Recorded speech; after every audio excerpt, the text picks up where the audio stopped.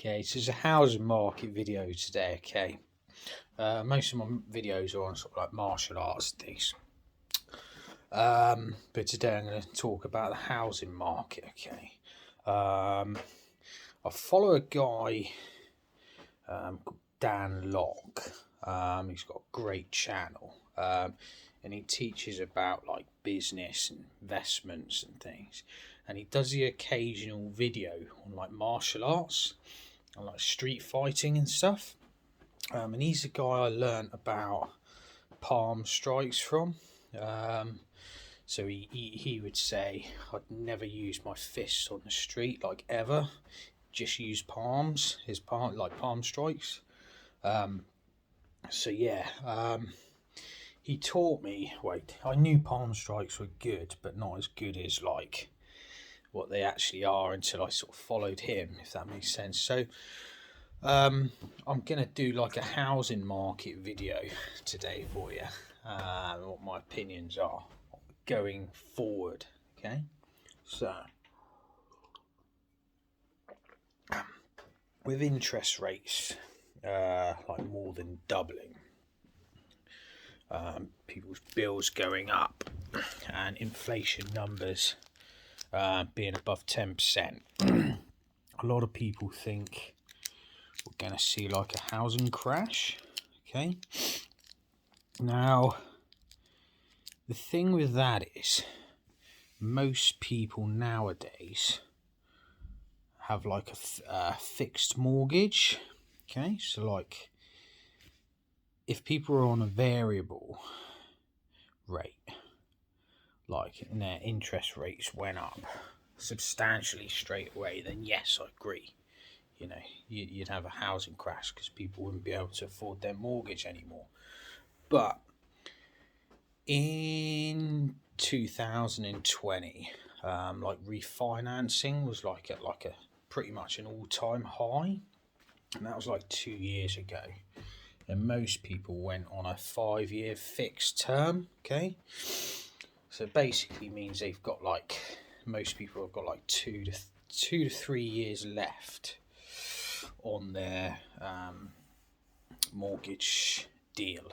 Okay, so therefore it won't impact them for another 2 or 3 years. Okay, whereas like back in 1987, the base rate went from like 7 to 14, and a lot of people were on a variable rate because, you know, interest rates could like go up or down, whereas like in 2000, you know, for the last like decade, interest rates were like nearly at like all-time low anyway. So just everybody's just gone for fixed. Okay. So in terms of like, you know, housing stock, you know, haven't been building enough houses for like decades, for the last say 21 years or so. And then interest rates dropped from like 6% down to 0.25 in 2009, and they stayed down, okay, till like 2018 or 2015, went up and then went back down again. So they stayed down for like about effectively like 12 years.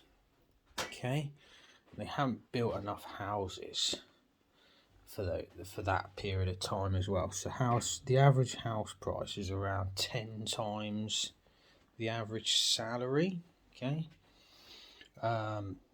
mainly because, as you know, there's not enough supply and interest rates have been so low for so long, so affordability is, you know,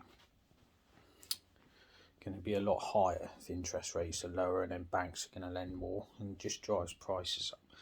But moving forward, in my opinion, I think my predictions are next year, because some parts of the country they've started coming down a little bit, but that's sort of mainly because last couple of years, people have been like, oh, give me 2 seconds a minute. Sorry about that. Boy wants his Halloween sweets. Got to keep opening his sweets. So, yeah. So that's mainly because housing market's been absolutely booming for the past couple of years. So everyone's been offering over asking price, and people are getting multiple offers, etc. But that's not there anymore. So it sort of like flattens off, and like people are able to make offers and things because the buyer demand isn't there now, okay, because they're having to pay a heck of a lot more for monthly payments, okay. But the sellers aren't there either, okay, because why would you sell now when you got a beautiful, really nice rates in 2020 or like recently, and now rates going up? Why would you sell now to have like pay a much higher rate later? You wouldn't really, would you? So my predictions for next year and the following year, I'm gonna have to put it on pause again. Sorry. Sorry about that one. I've got him. Just made him a lollipop, so that should keep him busy for a bit. Yeah, my predictions for next year and the following year. I don't think they're going to go up, but I do think they're going to come down ever so slightly. Like the second half of next year, you're going to see a 5 to 10% drop, and that's because like inflation numbers are high, people's mortgage terms are coming to an end, bills have gone up substantially, fuel prices have gone up. I think we're going to go into a recession on the 16th of January because, I'm sure most of you will agree we'll have another negative consecutive quarter. Here we go again. Sorry, 2 seconds. So once again, next year 5 to 10% drop.